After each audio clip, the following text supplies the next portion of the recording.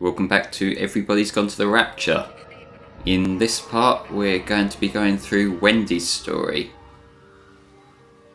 And Wendy is Stephen's mother. She's quite an older lady who lives in Gilton. We saw Stephen a fair bit in the first chapter, and if you recall, he was kind of a little bit pissy, a little bit like aggressive. We didn't really have much context for why that was, other than that something odd was happening in the village that eventually led up to what we saw at the end of Jeremy's chapter, which was like the end of all things. But when it moves on to another chapter, like we saw the lighting go weird, and that was basically going back through time, and now we're seeing the same period of time, the lead up to the Rapture, but now we're seeing it from Wendy's perspective. But we get to walk around this beautiful sort of country area, which does look really nice. And that song playing, The Morning Tree, it's so good.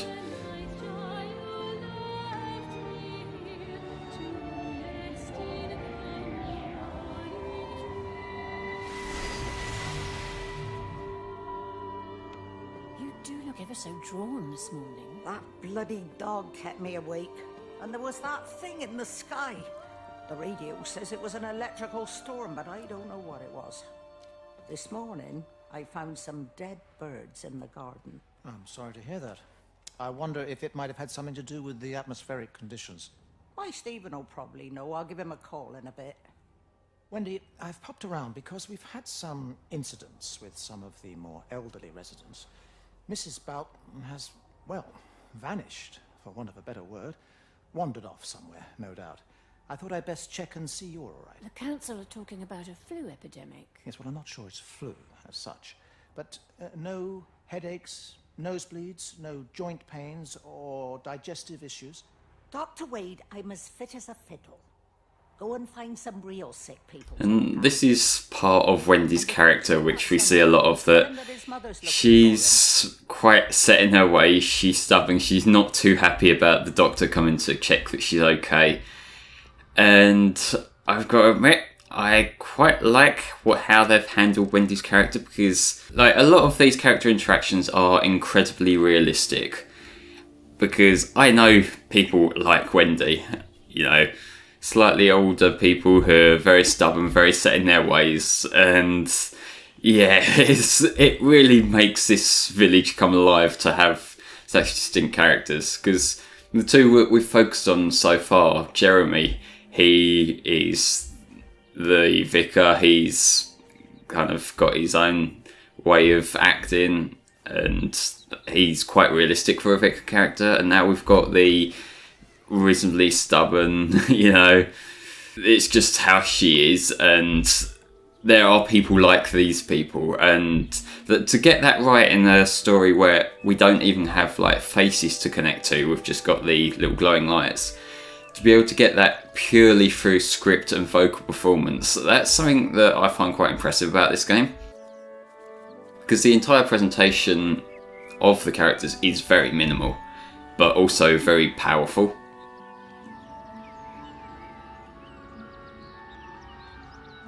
But yeah, back to more gushing, because this particular part of Yorton is so nice. Going away, Amanda? Oh, just for a few days, yeah. First thing in the morning. I don't want the kids to catch this flu if it's going round.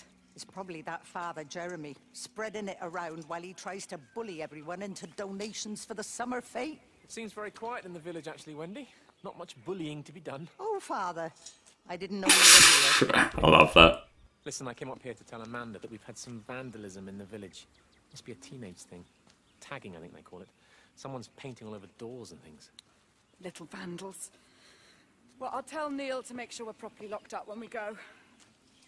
A good man like my Eddie gone. And these thugs and yops running around defacing property. He gave everything to his country, and look what he got in return. Nothing but an early death. He had a good life, Wendy. He had a short life. What they're going on about here, at least in terms of the character of Eddie, Eddie was Wendy's husband, who's now dead. And I don't know if it's explicitly said or whether it's just sort of what I've picked out from this, from both just what's said and a few other analyses that I've read about this game, but I get the vibe that he was a war veteran who died, and there's a few little references to him coming home and things like that at other points, so it makes sense for him to have been a war veteran who died either during the war or shortly after. Every computer in the observatory has set itself to 6:07 a.m. June 6th, 1984. I don't understand what that means.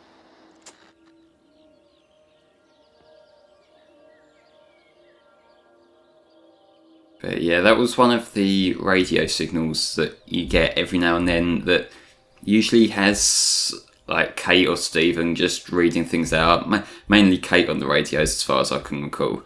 Sometimes you'll go to phone boxes and you'll have like Stephen or someone else just yelling down the phone manically.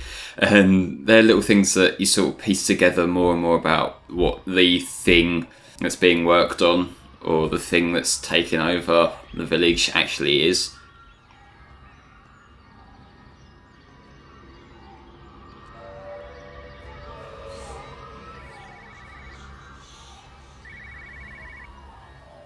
Slowly walk around to the phone.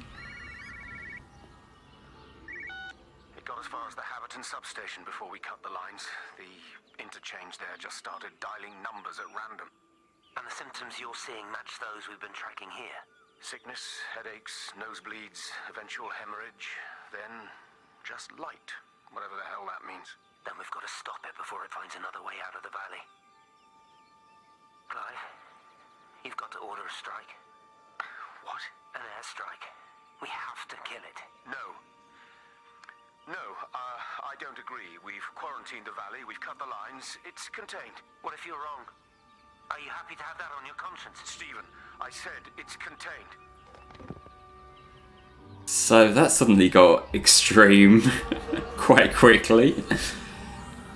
Because now we know whatever's going on, it's lethal enough that just ordering a strike on the entire village is, in Stephen's mind, like a reasonable way to deal with it. That's the sort of extremities we're dealing with here.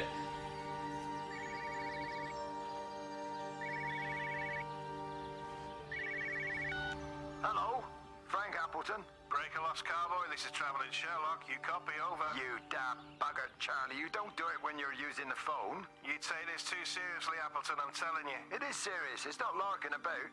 You be listening to your number stations again, Frankie. It's not funny. It's serious stuff, and you should mind it. Now then, I'm assuming this is about a pint. I am going to the Whistler. My round, I think. I'll not argue with that. Frank, have you seen the sky? It's amazing. Don't think I've ever seen anything like it. I didn't realize we were off to a poetry recital as well, Charlie.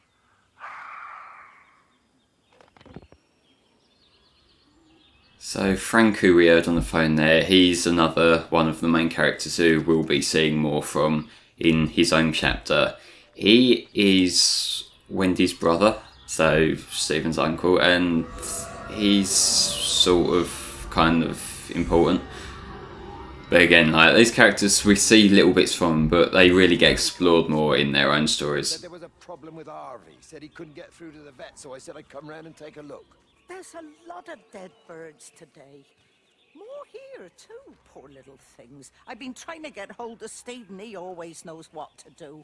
Got round here and no sign of either of them. With any luck, the stupid creature will have run under a car. It's probably rabies. Again, another reason why I like Wendy. She's fucking blunt and to the point.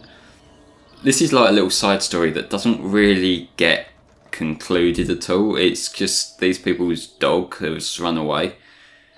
And they sort of forget about this. Like, we'll see a little bit more, but, you know, it's not really concluded. Like, I don't expect Harvey to have one of these, like, fading into light moments like Jeremy had, but, like, it's more just a distraction sort of storyline. And I guess to an extent it's world building, because we've got to know all these characters, and we're gonna see the other parts of their lives, like a dog running away. That's just something that would happen to these people.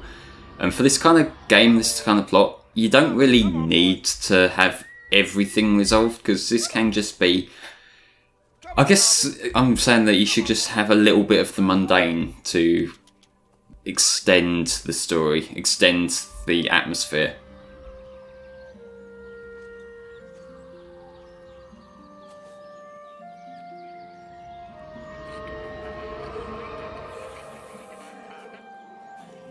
Speaking of dogs, I think from the environment here, you know, there's lots of trees, lots of bits of rock. It's a very natural place. I think my dogs would fucking love this place.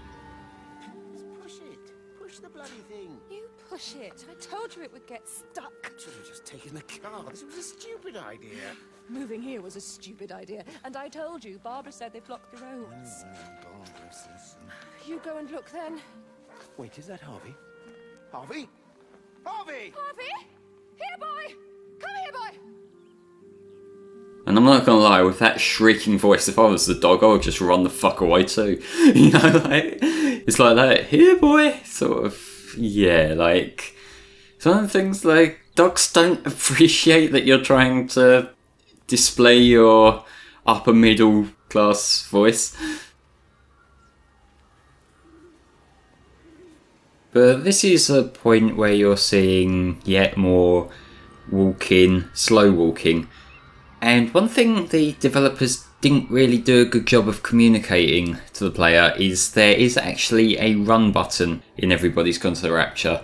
And that is the right trigger on the DualShock. The reason why you don't really clock onto it is that it takes probably about 40 seconds to actually kick in. Like, it's a slow build up into a run. And I've been using it throughout this entire playthrough, but it's so subtle, but it's also really noticeable if you're not using it. So it's something they should have really communicated better, I think.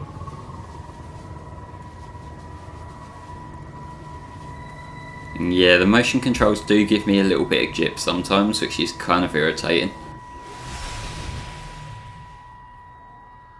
Wendy, I'm married. You have to stop this. He's still sweet on you, Elizabeth. He left. It's too late. You loved each other long before she came along. It's just about making things as they should be. Wendy, no. It's not like you won't bump into each other anyway. One drink, what can that hurt? One drink, maybe. Oh, one drink, wonderful.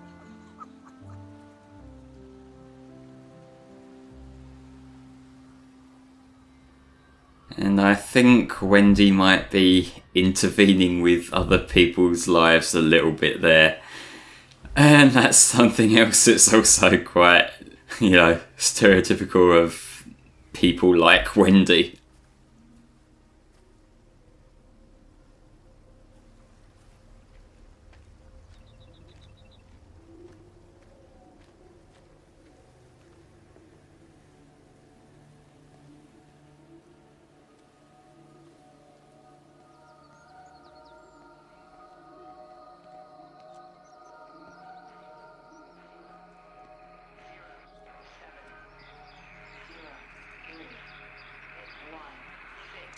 Phone call from Stephen. He wants to shut down the receiver. Something about instances across the valley. There's intermittent electrostatic discharges radiating out of Tower 6. All of the electrics on the main gate are blown. I'll find time to take a look once the data stream begins to calm down here.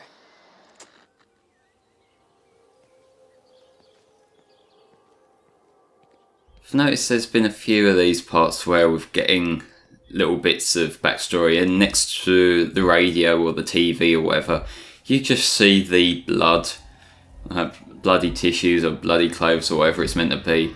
It's kind of creepy in a way that you just know that whatever character owned that just sort of died on the spot there. Really badly hurt. Jesus, Diana, we've got the kid in the car. We should just keep driving. We can't just drive off and... Look, he's there. He's in the car. Oh, he's hurt. We gotta get down there. I said, leave him. We've got to get out of the valley while we can. Oh my God, he's trying to undo his seatbelt. There we are. He's fine then. Come on, love. Come on. Come on.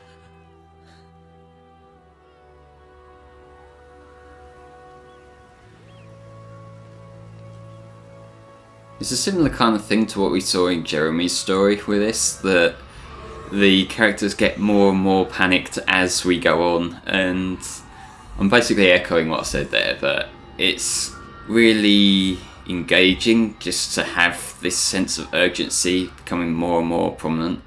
And yeah, that was the orb thing, doing that thing again where it sort of led me somewhere, then led me back on myself, and there's no reason for that really. It's honestly really irritating and it takes me out of the game sometimes.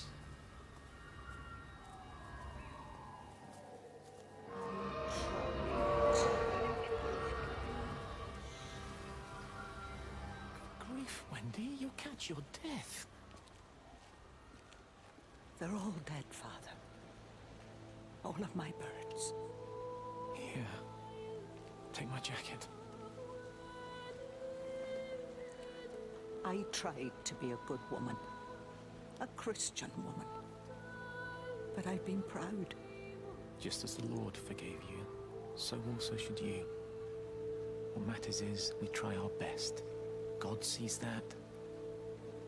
Come back to the village with me. I'm not so far from Stephen's now. I need to find my son. It's what Eddie would have done. Yes. I suppose it is. I'll say a prayer for you. Thank you, Father.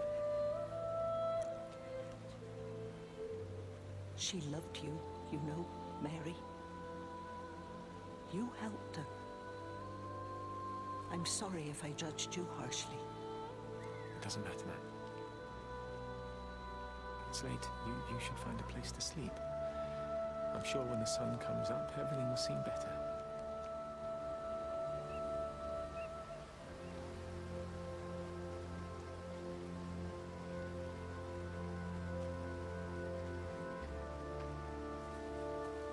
So that was quite a touching sequence, I think, because it does show that even someone as set in their ways as Wendy is willing to forgive.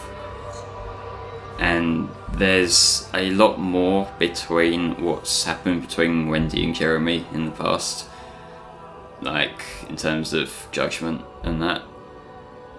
But to see what was obviously a heavy weight just put to bed, that's quite something.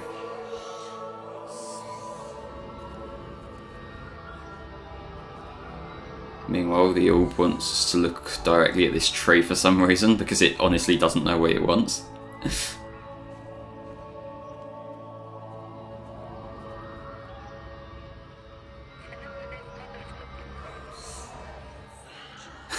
Like, what is it even doing here? Now, sometimes you have to get a little bit creative, but I was hesitant to do that because in my initial run I had got confused and thrown off by the orb, so I sort of went my own way, and you can sort of see things out of order. What that does is it makes it really confusing. Like, these chapters I'm going in is the recommended route, like the way they sort of persuades you to go down, but you can trigger other events in the wrong chapters. So, like, somehow in my first run I didn't see that scene with Jeremy, like, in the church until like right near the end of the game, even though that's meant to come at the end of his chapter, which is very early on. It's really confusing how this game's progression works. And again, that's something that I wish the orb worked better, so that you wouldn't have any of this confusion. But apparently that just didn't happen. I lost my shoes. I lost my shoes, sir. There's arches on the green. They've taken my shoes, sir. Howard? Howard Lantham! You open the door this instant, young man! I lost my shoes. And this guy, it seems like he's having some sort of post-traumatic breakdown. What on earth are you doing here, Howard? Stephen. He told me to stay in case Lizzie phoned. Stephen, where is he? What are you doing with those birds? Concentrate, Howard. Where's Stephen? He said we couldn't help them. He took my shoes so I'd stay. Listen to me, Howard Lantham. You find your shoes and you get to the village. Find Father Jeremy, he'll give you some soup or something. Be off with you. Where are you going? I'm gonna find my son. Then I'm gonna ask him what on earth he thinks he's doing.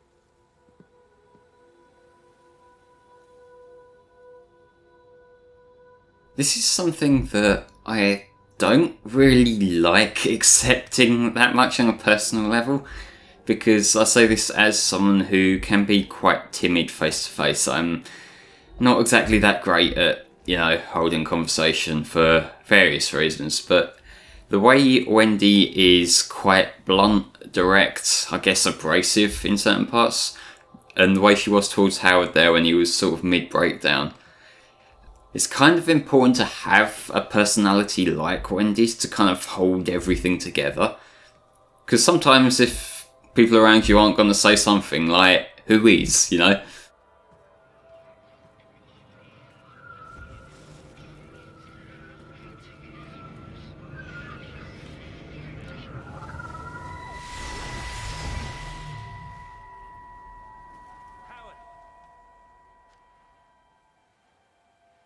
And this I assume to be what happened just before Howard was cowered under a table. No, stay back! Don't come up here! Oh, Christ. Is that... Bloody idiot! Where the hell did they think they were going? I think they must have thought they could walk out along the line. Well, there won't be any more trains now. You're a callous bastard, Stephen. Just pragmatic, Howard. Did you say there's a working phone in the junction box?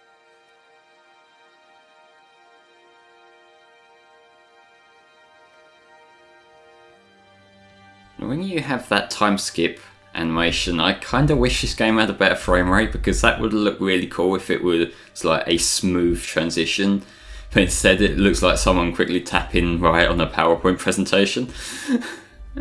But one little thematic that's come up a few times is Wendy's birds. And this might seem a little bit sort of odd the way they word it a lot of the time, but long story short of it is that Wendy's sort of a bird watcher. She has birds in her garden, and like whatever the plague is that's like shooting down this particular village is killing the birds. And the idea of having an elderly person picking up birds, that might seem creepy, but really it's more just sort of, I guess, sad that the idea, there's only so much they explicitly show you, but just visualising that, you know, an older lady just going around picking up dead birds that she loved watching. Is everything all right, my dear? Oh, I'm sorry. I'm all right. It's just... Robert. That man doesn't deserve you. I know everybody thinks I'm just a mithering old busybody, but someone has to say what everyone else is thinking. We both know that this marriage, it's not how things are supposed to be. Are you talking about me and Robert? Or is this really about Stephen and Kate? I like it when people like Lizzie can just see straight through the, like, Wendy type person. You see that, don't you? There's a place for people, and this isn't hers. Oh. But I'm not talking about the colour of her skin. Don't look at me like that. I'm not racist, but the black woman shouldn't be in our village. That's pretty much what she's saying here. You're not supposed to understand. I don't like her. And I don't like how Stephen is around her. He was a better man when he was with you.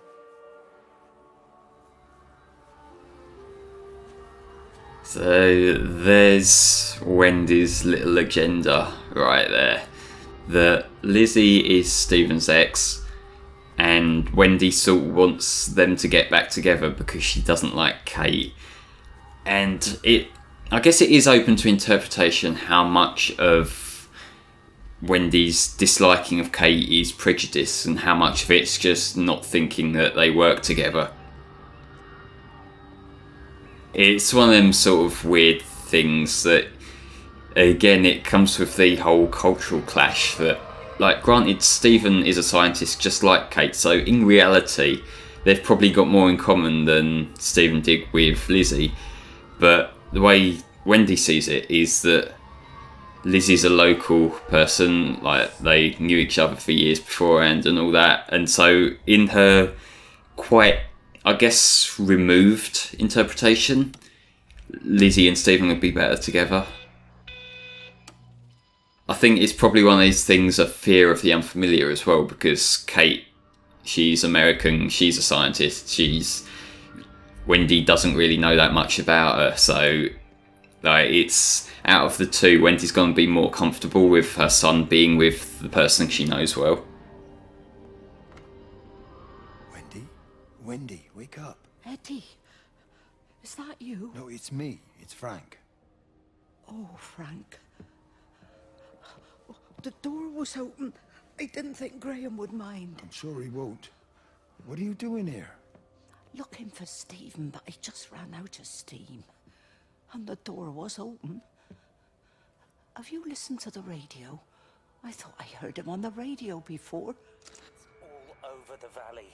Don't you get that? This isn't some abstract thing. Whatever came down into the tower has got out. They've quarantined the whole valley. It's right here in the observatory. It's out in the world. It's adapting and spreading. Do you understand? No, we can't turn it away. What's he talking about? I dunno ken. But if he's on the radio, I can try and reach him on the CB. You go to Stephen's house, and if I get hold of him, I'll tell him to come and find you.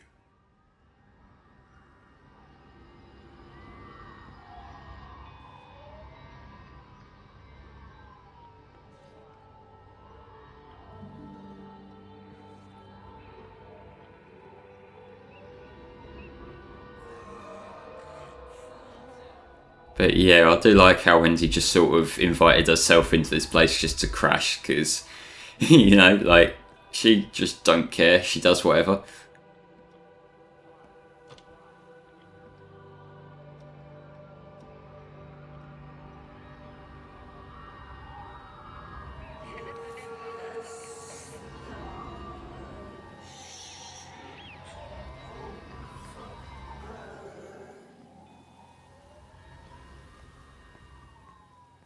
And also, since everybody dies, this car's just been lights flashing. Come on, you stupid bastard. And I like to imagine that means that us wandering around exploring this is very soon after. Because, like, the battery hasn't died if the lights are still flashing now, so it must have been fairly recent. Again, that's my own bullshit interpretation, and I don't know if, like, it doesn't explicitly say how long, but, you know, it could be recent, it could just be that time has stopped and that's why everything that was happening at the time is continuing to happen. We don't know, it's the beauty of this kind of story that, like, anything could be happening.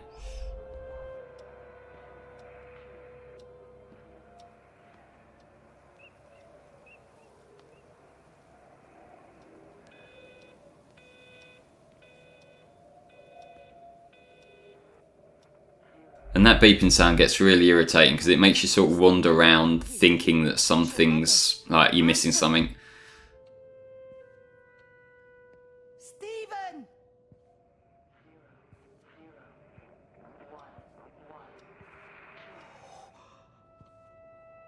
What have you done, Stephen?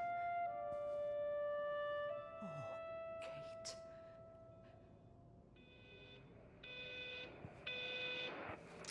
There must be a logic to the pattern. It's shifting in response to me. It's alive. It's the only explanation.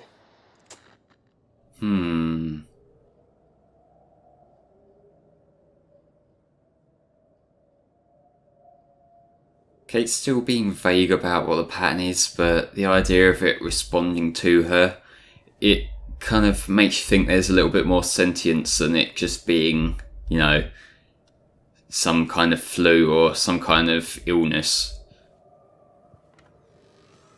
Stephen, where's Kate? Are you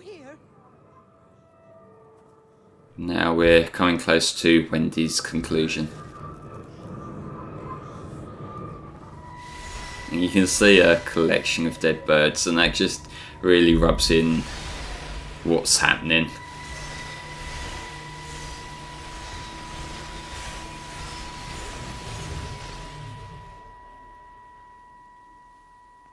Stephen? I can hear the planes. It's the government coming to rescue us. You can come out now. It's all gonna be all right. I can hear the jets coming. It's like when Eddie came home. It's like your dad coming home again. I'm here. I'm down here. This way.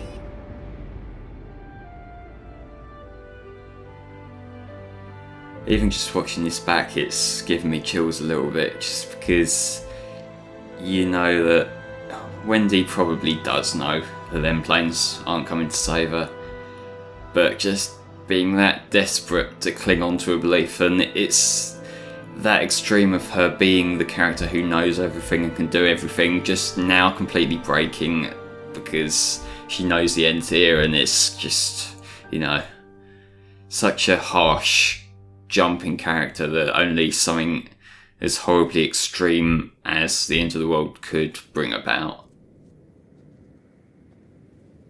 But like with the previous story and what we'll see with the other stories, having this little outro where we just sort of move along the beautifully lit area, you know, it's just a really well done conclusion to a story.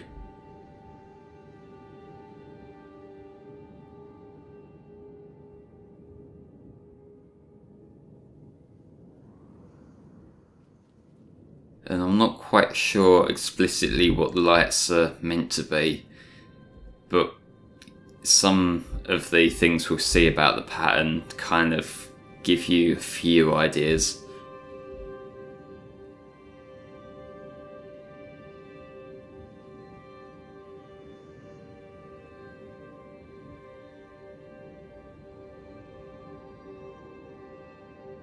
But ladies and gentlemen, join me next time for part 3 of Everybody's Gone to the Rapture.